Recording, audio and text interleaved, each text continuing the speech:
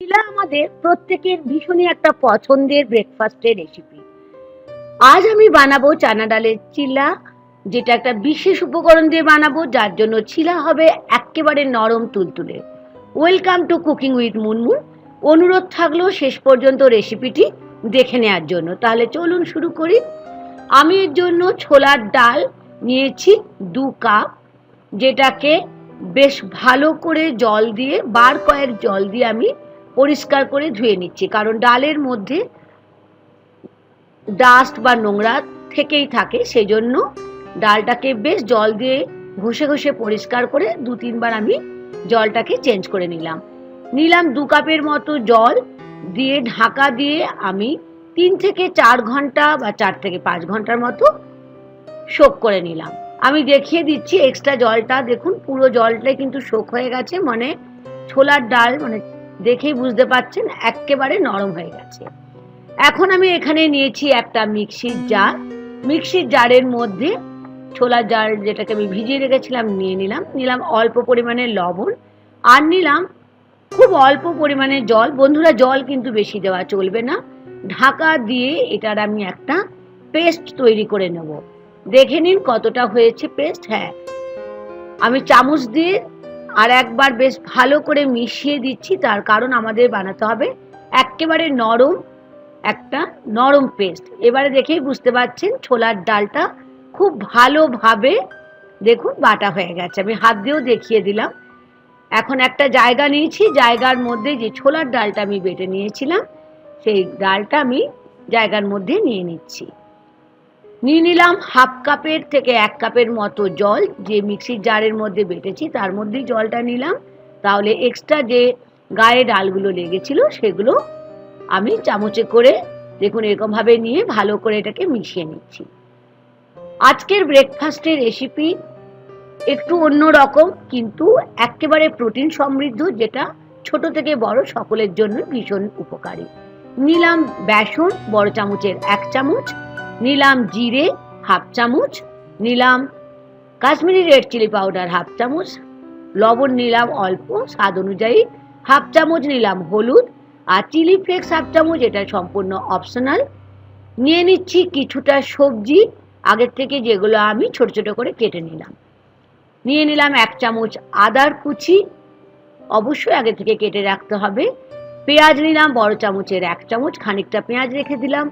Tomato নিলাম বড় চামচের 1 থেকে 2 চামচ, খানিকটা রেখে দিলাম। ক্যাপসিকামও তাই, একই পরিমাণে সব নিলাম। আর নিয়েছি 2টো কাঁচা লঙ্কা, যদি বাচ্চারা খায় লঙ্কাটা এখানে অমিট করতে পারেন। আর নিয়েছি বেশ খানিকটা ধনেপাতাও খানিকটা আমি বাঁচিয়ে রাখছি। কেন রাখছি পরে দেখিয়ে দেব। এখন একটু সময় নিয়ে বেশ ভালো করে সমস্ত সবজি আর ড্রাই মশলার সাথে ছোলার ডালের চিলা করবার জন্য যে ব্যাটারটা বানিয়েছিলাম আমাদের মিশিয়ে নিতে হবে। দেখে কি বুঝতে পারলেন কেন নরম হবে? হ্যাঁ, বেসন নিয়েছিলাম 1 চামচ, এটাই ছিল একটা সিক্রেট উপাদান। লবণটা অবশ্যই দেখে নিতে হবে। ননস্টিকের তাওয়া বসিয়ে দিলাম, তাওয়া বসিয়ে হাফ চামচ তেল দিয়ে বেশ ভালো করে তাওয়াটাকে আমি গ্রিস করে নিচ্ছি। অবশ্যই এটা ননস্টিকের তাওয়াতে করার চেষ্টা করবেন। হাতা দিয়ে বা বড় চামচ দিয়ে 1 চামচ নিয়ে ফ্লেমটাকে অবশ্যই এখানে লো ফ্লেমে রাখবেন। বেশ ভালো করে দেখুন ঠিক এরকম ভাবে আমি ঘুরিয়ে ঘুরিয়ে গোল করে নিলাম, আর হাফ চামচের মতো তেল দিলাম। যদি মনে করেন তেল না দেবেন, তেল নাও দিতে পারেন। এখন অল্প পেঁয়াজ, ক্যাপসিকাম, টমেটো, ধনেপাতা যেগুলো বাছিয়ে রেখেছিলাম অল্প করে ওপরে ছড়িয়ে দিচ্ছি। এটা সম্পূর্ণ অপশনাল, তবে এটা দিলে আরো খেতে লাগবে ভালো।